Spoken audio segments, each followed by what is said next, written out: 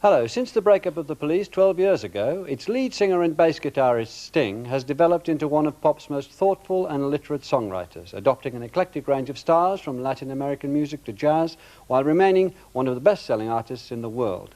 At the same time, Sting has also attracted controversy. He's used his celebrity to aid political causes and has often been accused of intellectual arrogance for stepping outside the pop arena. Christopher Walker's film was made at Sting's Jacobean home in Wiltshire, where he was recording his 6th solo album.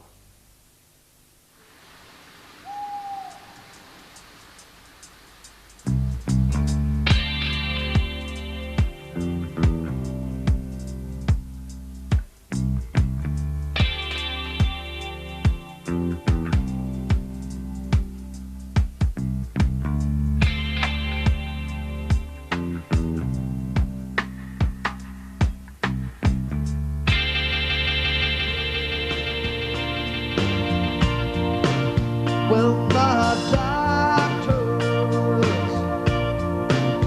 fail to heal you. Well, no medicine just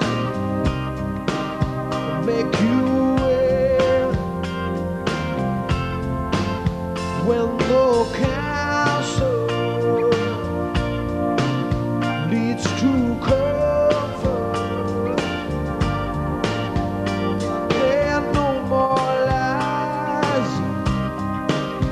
They can't tell. No more useless information. And the compass spins between heaven and hell. Just let your soul be your pilot. Let your soul guide you, guide you well. I always had the idea that I would love to make my living as a musician. I would love to be a musician. That was my only ambition, and still is my only ambition, to make my living out of playing music. I have no one particular music form that I want to sell or dig deep in. I like to be a gadfly, you know, I like to roam around.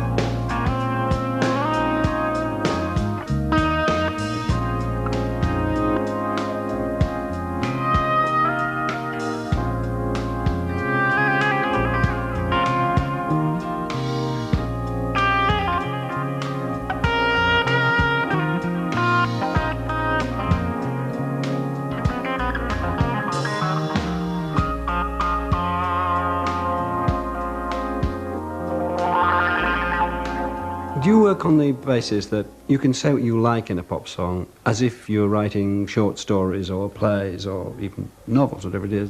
It's really the opposite. You know, you take big ideas and you condense them into rhyming couplets, you know, whereas novels seem to be you take small ideas and make them into a big narrative. You have to be sparse with words. You have to write a story in very few words, and I think it's a great art form. Do you find it was difficult for others to accept that you could put rather complex messages and rather abstruse references into rock and pop songs? If the idea comes, I'm not constricted by the idea, you can't do that in a pop song. I'm really not. You can't put that word in a pop song. You can't put that meter in a pop song. I don't care about those rules. I really don't. Mm. But I'm privileged, you know. I'm in a position where I can do that. You know, I've made enough money to have that freedom. People will listen to my records with more, I think they'll give me enough rope to hang myself, basically.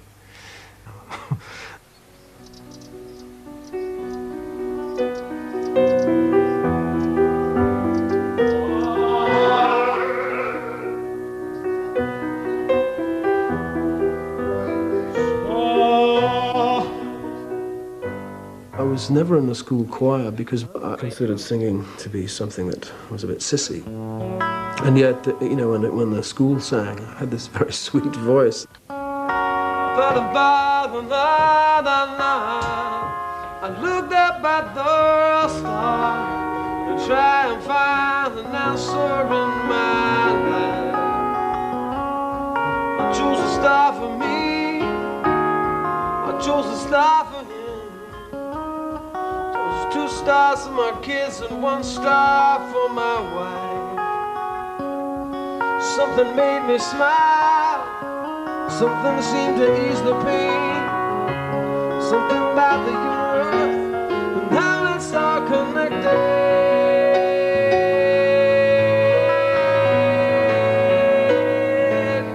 That's it. The first hit record I ever performed on was a song called Roxanne. Roxanne, you don't have to put on the red light. Those days are over. You don't have to sell your body to the night. Roxanne, you don't have to wear that dress tonight. Work the streets for money. You don't care if it's wrong or if it's right. Roxanne. What was it you think that made the Police click? I think we were a 3-piece group, and that has an inbuilt limitation. You're just 3 people. You can't really compete with a larger band that has keyboards and, you know, horn sections and lots of singers. And we started to leave lots of space in the music, lots of holes, because we couldn't fill it. But we made a point of that, and I think that spare kind of skeletal approach made any record we made stick out. The Police was radically different. The great space created just by 3 instruments was added to by Andy's, you know, that shimmering sort of echoey guitar. And then what's particularly great about Stuart's playing was all the stuff on the hi-hats. Really clever. It just now you listen to it a lot in dance music, but it just trips the whole thing along, like keeps you going like that. Though the bass is holding a melodic pattern, which is reggae jazz influenced.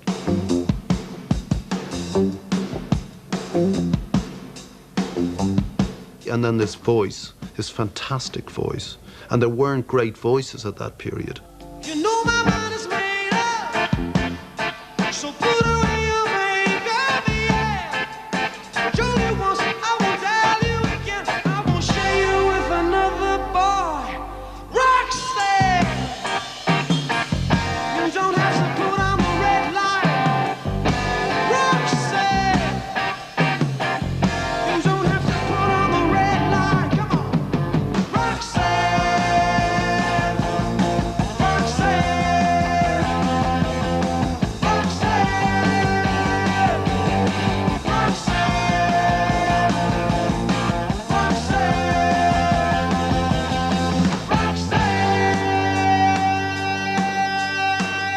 Our timing was very good when we came to the States. The American media and the American audience were aware that there was something called punk happening in England.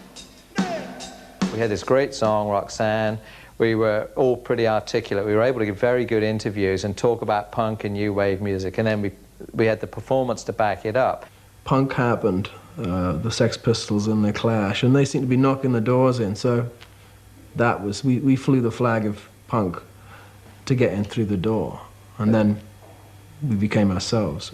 White reggae was a phrase used about the early songs, wasn't it, really? I mean, reggae was a type of music that appealed to me as a musician, not about energy, but as a bass player particularly.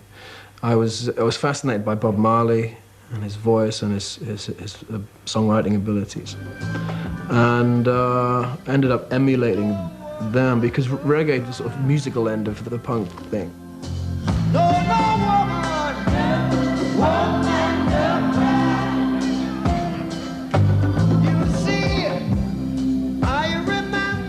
Reggae's hard. When we were listening to Catch a Fire, the Marley album, it took us ages to just pull back and just relax into this thing, you know, and that's a huge process. They could do it. I mean, he's such a good bass player. All dressed up and nowhere to go, no. Welcome to this free man show. But just take a seat, they're always free. No surprise, no mystery. In this desert that I call my soul, I always play the stuff with roll. Slowly, slowly, slowly, slowly, slowly, slowly,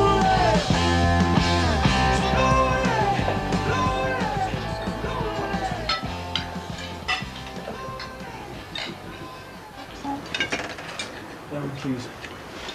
I always sort of avoided the cliche of like a rock star buying a big house in the country because I'm a city boy, you know. I was brought up in Newcastle and I've lived in London for the past 20 years, but I decided that I would try it and buy a house in the country and see what it was like, and I love it. What do you think you got out of your background, just simply in terms of your career? I didn't really appreciate it at the time. I tended to live in a sort of monochrome world, you know, sort of grey streets and grey skies, and was attracted by the cinema, by Technicolor, you know. I thought, well, that's real life. And but looking back, better, it isn't real life. well, it's not real life at all. It was more attractive. It was more. I come out of the pictures and go, God, I'm back. But looking back on it, being born next to a river and a shipyard and the remnants of heavy industry, actually was a fascinating and a very stimulating background. But I thought it was just somewhere to escape from.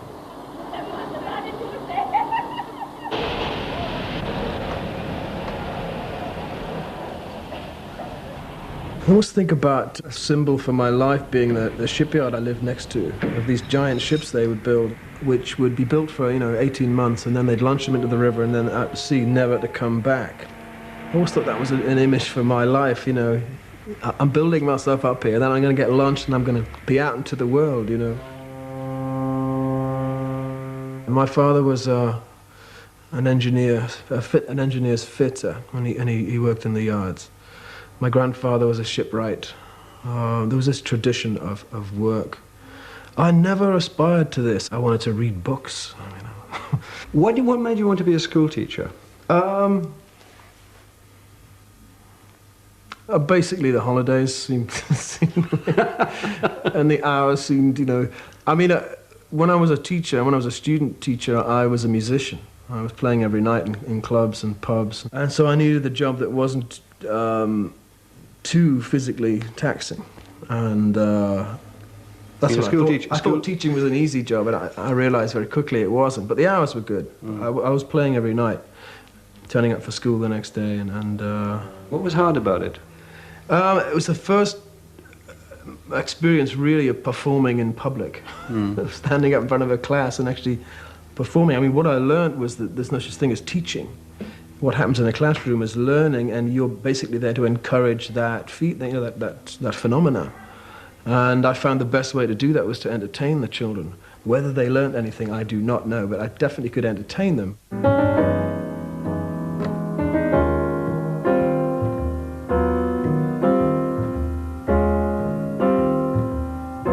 I developed a taste for jazz quite early and quite deliberately. And it's music I didn't really like at first. Someone lent me Thelonious Monk's playing solo. And I sat there and listened to this stuff and knew it was going to do me good. I would eventually learn what was happening, and eventually I did. I think a taste in jazz music is something you have to learn. You can't just suddenly, it's not something you have naturally. Since we started playing jazz tunes, we come in here every day and play a tune. I started writing out stuff.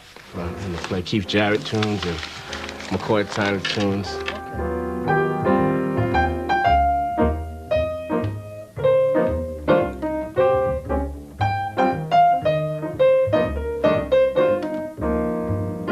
Sting is a musician first, you know, and instead of like a pop icon, I think he's a musician strongly.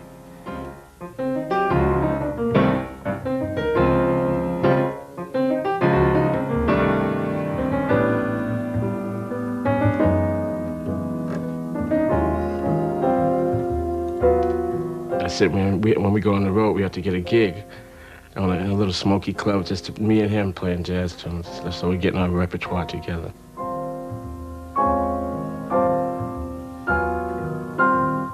You upped stumps and came to London. Now that was a big move in anybody's life at that particular time. Wife, child on way, giving up teaching, coming to a place where you knew hardly anybody. What were you going to do? I was at a band called Last Exit. We decided that we would go to London. And I think it was only me and the keyboard player who actually made it. And the other guys stayed at home. But once I was in London, I decided to stick it out, and I signed on the Dole. And I was lucky. I just happened to be in the right place at the right time. I met Stuart Copeland, and we formed the Police, and 18 months later we had a hit record, which is a miracle. Now, I don't think any of us ever consciously thought, what is there that hasn't been tried before? How about if we... I don't think any of us ever did that. And when we came together forming the sound of the group, we never really scratched our heads to look for something different or trying to be different. I think it was all completely instinctive. I think they clearly knew what they were about, highly ambitious, highly competitive, very arrogant, which is very necessary at the time, and an absolute, they were so sure of themselves. I remember that. I really remember that about, they were so sure of themselves. I don't know, but I remember Sting and thinking, he's a cocky bastard, you know. We were all of us so committed to succeeding at that point that we just didn't question whether we would or not. And if anything had gone wrong, it would all have collapsed. But nothing did, it just kept getting better and better.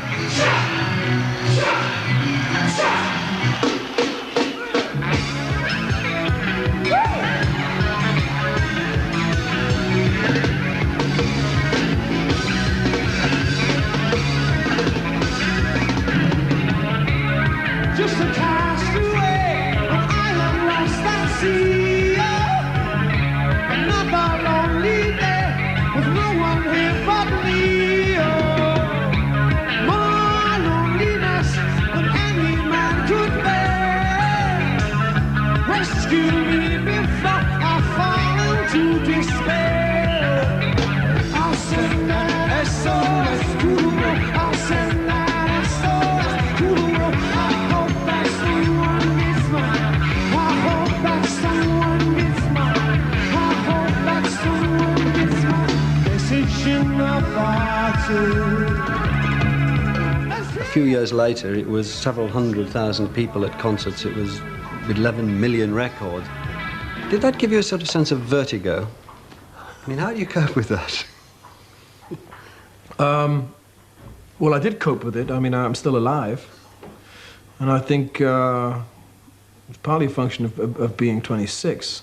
I wasn't 18, I wasn't 19. I mean, that kind of success at that age is very dangerous because it's usually, it passes very quickly, and then you reach the grand old age of 22, and what do? I'd at least developed as an adult before any of this happened, and still, I still fell foul of the traps, you know. I mean, I've led a pretty wild and profligate life, but I've survived it because it's been balanced, you know, by thought by a certain amount of discipline.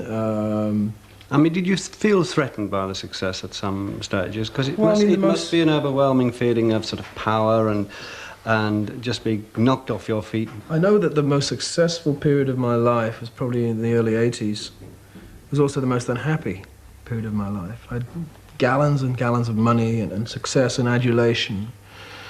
And yet my life was crumbling around me. My marriage was falling apart. My personality was falling apart. My relationship with the other members of the band was falling apart. And this was the most successful time. We were absolutely, coining it.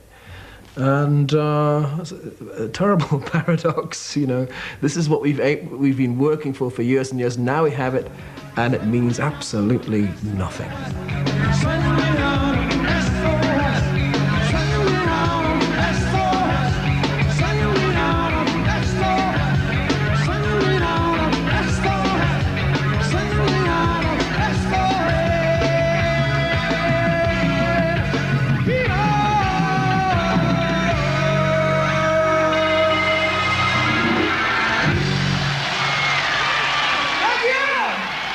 I actually said once that success was more important than relationships. I said that.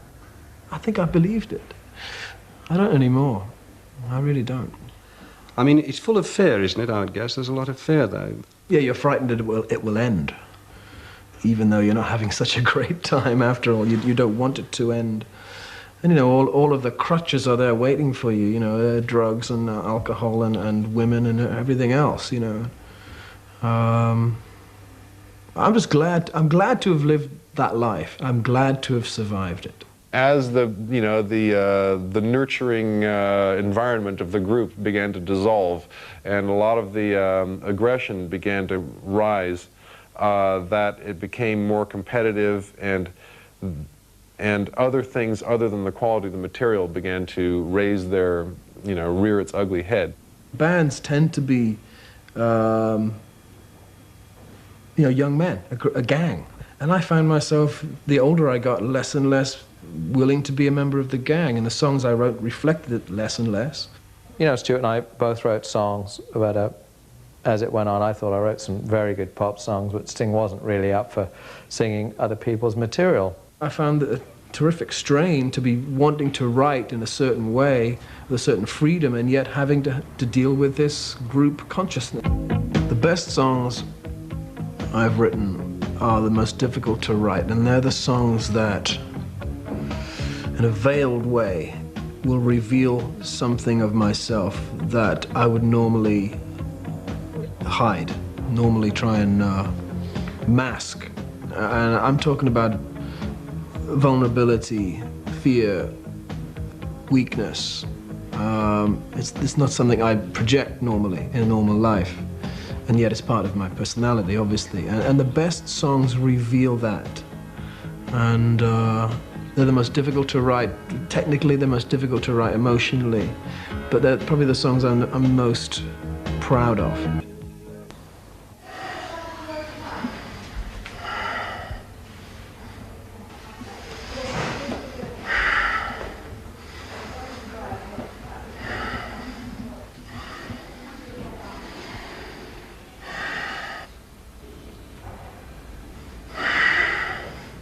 I try and live a pretty routine life. When I wake up in the morning, my first duty, if you like, is to do yoga for a couple of hours a day. It started off as a sort of keep fit thing, and it's become something more substantial. I'm totally addicted to it now. I find it helps my mind as well as my body. And I can do things now with my body I couldn't do when I was 16, which is exciting, actually.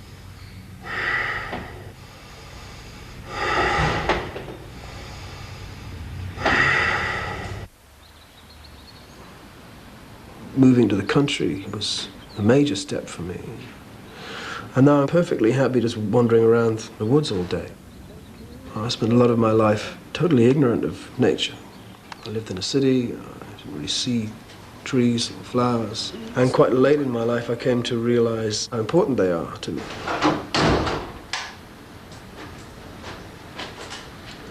This is my hut by the river. I actually spend most of my days in here. It's very peaceful. I can look out the window, there's a river flowing. I'm quite happy living here. I don't need the big house. It's very funny. They bring me my meals down. I sleep here. We have a song called I Was Brought to My Senses, and it's really about nature and seeing nature as a metaphor for human relationships, but also as a revelation in itself. You belong, I was brought. All right.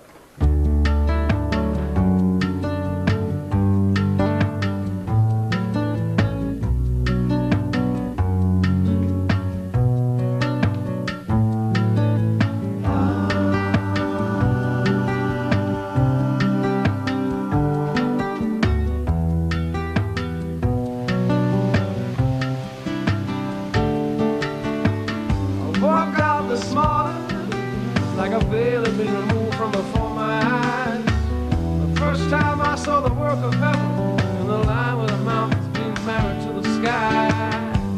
All around me, every blade of singing grass was calling out your name, that our love would always last. And inside every turning leaf is the pattern of an older tree. The shape of our future, the shape of all our history. And out of the confusion, where the river meets the sea, came things I've never seen, things I've never seen. I was brought to my senses, I was blind, now that I can see every sign. Post in nature said you belong to me. I know it's true. I visited the Amazon 10 years ago. I was completely fascinated how beautiful it was, how amazing, how vast, and became very involved in trying to prevent its destruction. Got in a lot of trouble over that. We're asking President Sane to give us world leadership here, and taking a step to save the environment. Out of the confusion, where the river meets the sea, something new would arrive, something better would arrive. I was What's your overall view of that now? What's your overall take on your involvement with that? I mean, I'm glad that we got a result. I'm glad that we managed to physically and politically demarcate an area the size of Switzerland, actually. And that was our goal. That was what we set out to do, and it took 5 years of very hard work to do that. I'm very happy about that. What I'm not happy about is some people get the impression that that was some sort of self-serving idea, that I was doing it to further my own fame or my own career, and in fact, the opposite is true. You know, my career took a dive because of that. Why do you think it took a dive? I don't know. I took a lot of flack for it. Again, that's just, you know, human nature. I mean, your job is to focus attention on an issue in this as a celebrity. And when you focus attention, you know, 50% of that attention is going to be negative. You know, that's an equation you have to come to terms with.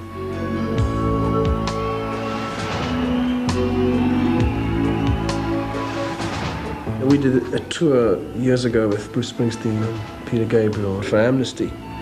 And we played in places like Argentina and Chile. And the local journalists would say, you know, how do you think your songs are going to affect General Pinochet, you know, whatever. Well, I said probably not much. He probably never hear our songs. But his grandchildren will. They will rule the country one day. That's all we can do. We're singers, we're not politicians.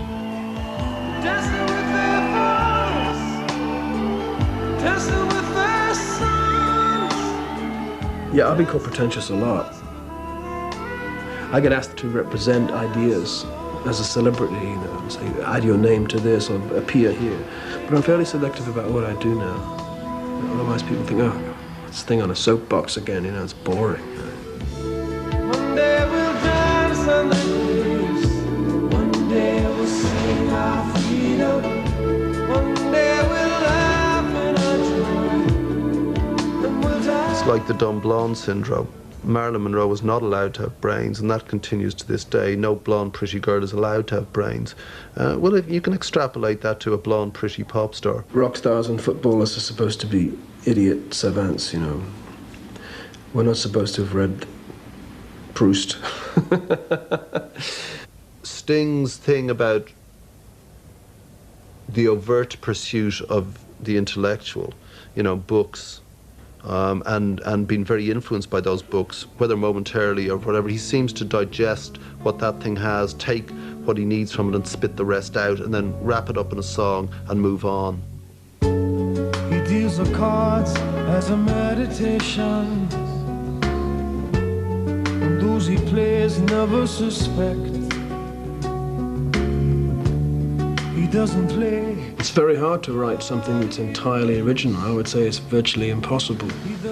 A lot of songs have the same chord structure, the same shape as a million other songs.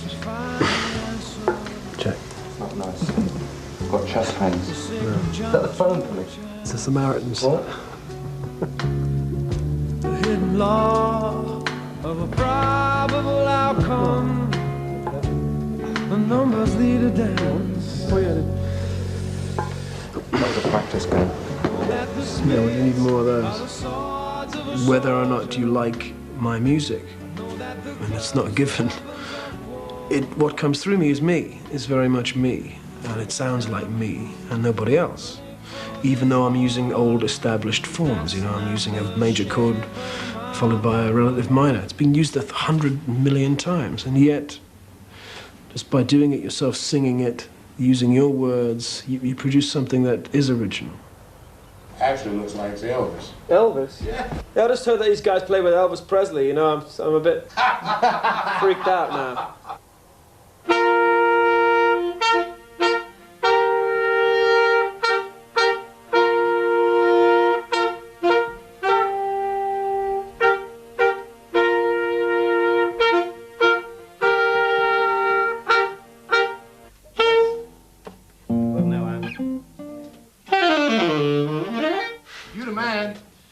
Such southern gentlemen, you two.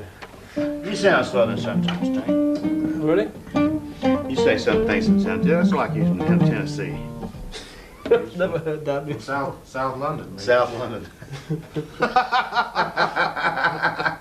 I'll point it out to you. So you can work on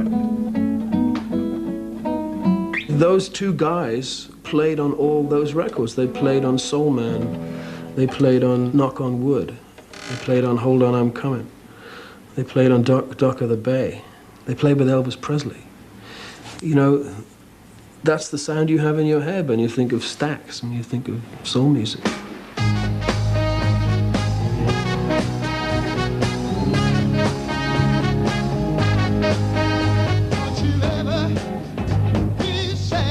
I mean, our calling card is the 60s. That's where we went to college. We went to college at Stax Records. And our degree is Otis Redding and Sam and Dave and Wilson Pickett. And rhythm and blues.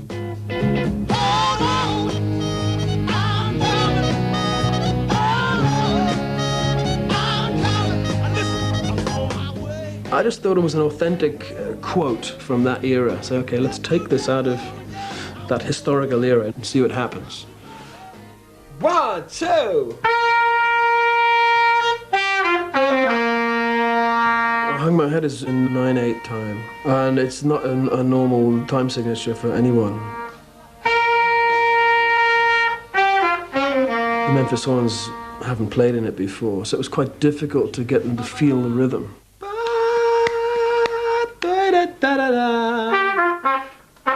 Okay. Yeah. The last one wasn't good. That's fine.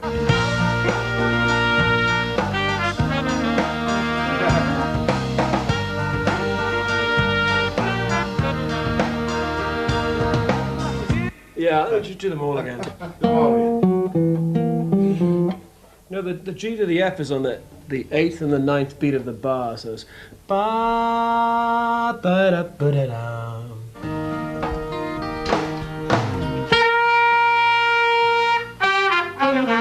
writes all these strange, well, we call them strange time signatures. We listened to a tape before we left while we were at home that had, it was in a 7/8 rhythm.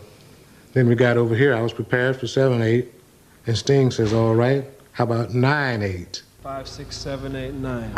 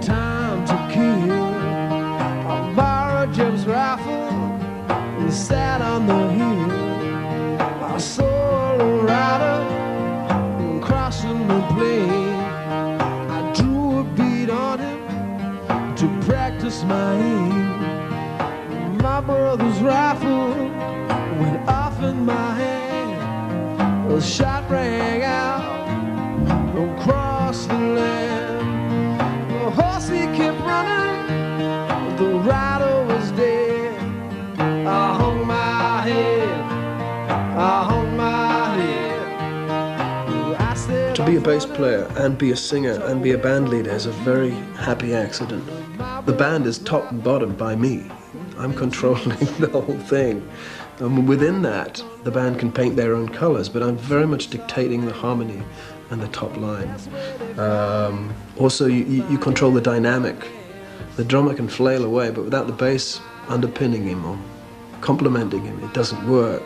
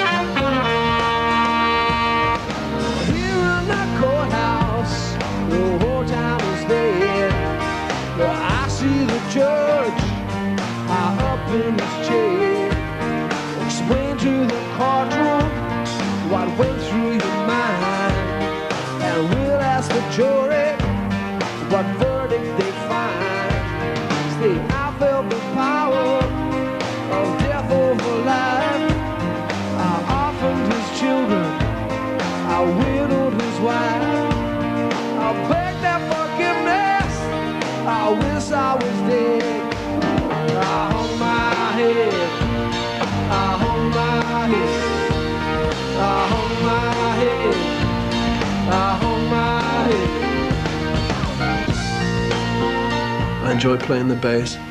It's big and chunky, it's got big strings, and I love the sound of the bass. When I was a kid, to hear the bass better on records, I would play 45s at 78, and I'd play LPs, 33, I'd play them at 45. So the bass would come out and I'd hear the bass lines. I was fascinated by bass. Still am.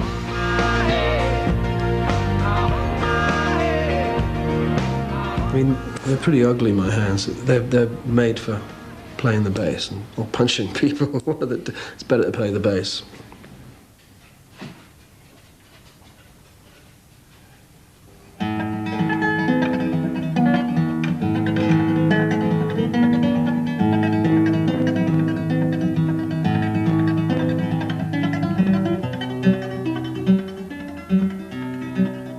I have a foot in both rooms, if you like. One, I'm very much a popular artist with a popular appeal. On the other hand, I like this kind of weird stuff. So I'm trying to pull people from one room into another. I like selling a lot of records. I like being a popular artist, but I can't be a pop star all my life. I will move, and probably move away from a popular arena, and probably no one will hear it except the dog.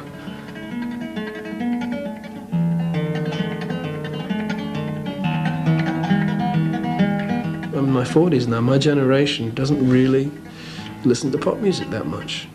I don't know where it's going. You're a piece of work. I have grown up through pop music. Like most people of my generation, I can landmark my life with songs. No, I know what I was doing when a certain song was in the charts. I've grown out of it. I don't do that anymore. Thank you. Sting, of all the bass players I've ever known in my life, you're one of them. Thank you. Is it true? I can now landmark my life in my own work. I don't know where I was when I was making a certain album or writing a certain song. Okay, everybody. After 3. 3. Happy birthday to you. Happy birthday to you. Happy birthday. Come on, laugh at that. Happy birthday to you. Tell I'm the singer in this. Go on, go on. Oh, yeah. Well, thank you. I'd like to say a few words. I'm very fortunate tonight because it's my birthday and I have both of my families around this table. I have my lovely wife, I have 3 of my 6 children, I have my band, and I've reached the age of 44. I'm very healthy, I'm very happy. My sanity is reasonably intact, and I owe it to my family. So, love you all. God bless you. Thank you. 15 years ago, 10 years ago, everyone knew who was number 1.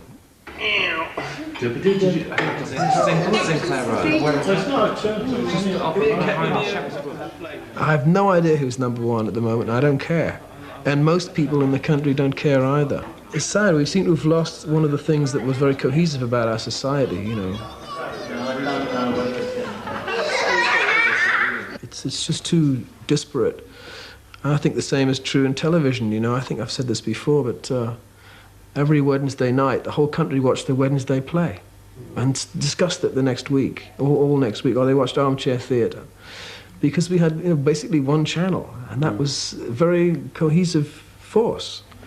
We've lost that. There are too many channels, there's too much pop music, there are too many choices, and so we don't have these artistic expressions which everybody can relate to or everybody can comment on, because nobody sees them. And you see this as a loss? I mean, people could say, look, this is varied, this is postmodern. Well, it's multiple, it's varied, it's not as constrained. This was constricting. Yeah, I preferred it.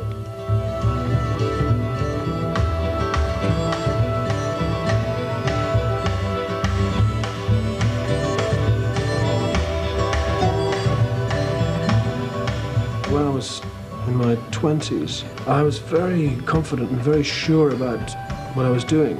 And I really felt I had my finger on a pulse. I kept having #1 singles and stuff like that.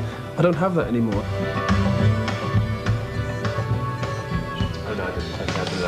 So I'd make music that I like.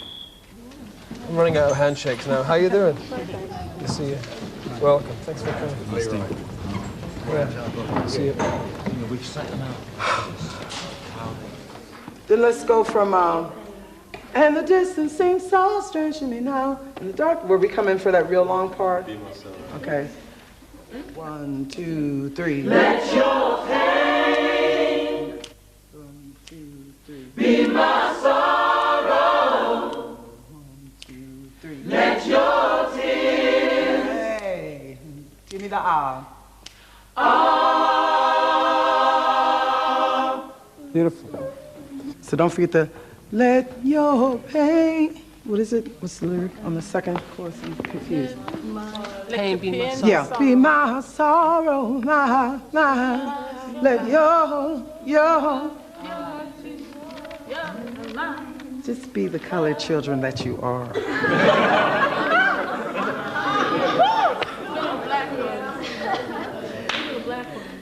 Just be those black children. Just go on and serve it. Let your soul Soul, is it? guide you along the way. Let your soul, No. let your soul Let your soul, let your soul. Monica, we're ending up at the word soul just a fraction too early. Let your soul, let your soul, guide you along the way. Let your soul, let your soul, let your soul, let your soul. I think I might have opened a can of worms there. Sometimes it's better to leave problems alone. See, it doesn't matter if you're black or white. You can listen to soul music and then try and sing it, and you can mimic it. Or you can listen to it and get into it. Sting is a real soul singer when he wants to sing soul. When there's no information and the compass turns, nowhere that you know where. Let your soul be your pilot. Let your soul guide you.